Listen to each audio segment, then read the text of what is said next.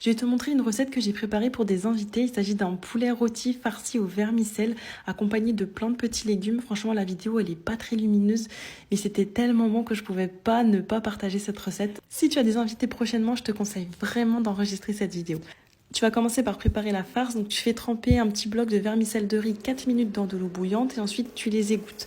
Dans une poêle, dans un filet d'huile d'olive, tu fais revenir 5-6 champignons émincés, 150 g d'abats. Ici, j'ai mis du foie de volaille. Tu rajoutes un demi-citron confit coupé en dés, une bonne poignée d'olives vertes émincées, 2 gousses d'ail hachées et les épices, je te note tout en description. Donc du sel, du poivre, une cuillère à café de paprika, de curcuma, de gingembre, une demi-cuillère à café de cumin et une bonne poignée de persil coriandre ciselé.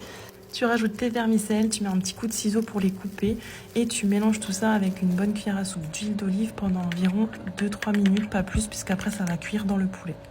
Pour le poulet, dans un faitout, tu vas mettre un petit peu d'eau et une petite pincée de pistil de safran. Tu rajoutes une cuillère à café de sel, du poivre, une cuillère à café de curcuma, une cuillère à café de gingembre et une grosse poignée de persil et coriandre ciselé. Mélange bien tout ça et ensuite tu peux déposer ton poulet et vraiment le badigeonner partout avec la marinade. Ici j'ai utilisé un poulet fermier, donc tu mets vraiment la marinade partout, sur le dessus, sur le dessous, à l'intérieur, sous la peau, vraiment partout. Rajoute également une bonne cuillère à soupe d'huile d'olive, j'ai oublié de la mettre donc je l'ai rajouté après, mais imbibe-le vraiment partout et ensuite tu n'as plus qu'à mettre toute la farce que tu as préparée précédemment à l'intérieur du poulet, donc tasse bien pour vraiment mettre la totalité de la farce et ensuite tu vas venir ciseler les pâtes pour ne pas que la farce ne s'échappe à la cuisson.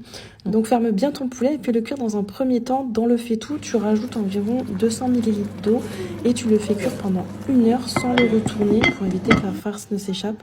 Au bout d'1 heure, la sauce aura bien réduit. Tu vas venir badigeonner le poulet partout avec du beurre et ensuite terminer la cuisson au four. Alors moi j'ai remis encore 1 heure au four tout simplement parce que c'est un poulet fermier donc ça nécessite un petit peu plus de cuisson. Fais-le cuire jusqu'à ce qu'il soit bien doré et pendant ce temps prépare les légumes de ton choix. Donc ici j'ai fait cuire à la vapeur un brocoli, des carottes à la vapeur également et dès que c'était cuit, donc environ 15 minutes à la vapeur, fais revenir tout ça, tous tes légumes à la poêle dans un filet d'huile d'olive avec du sel, du poivre, du paprika et du cumin et du persil ciselé. J'ai fait également des courgettes et des pommes de terre sautées.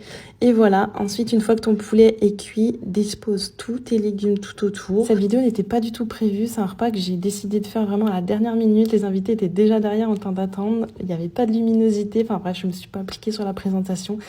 Mais bon, j'espère que tu m'en voudras pas et que ça te donne quand même envie parce que franchement, c'était vraiment super bon.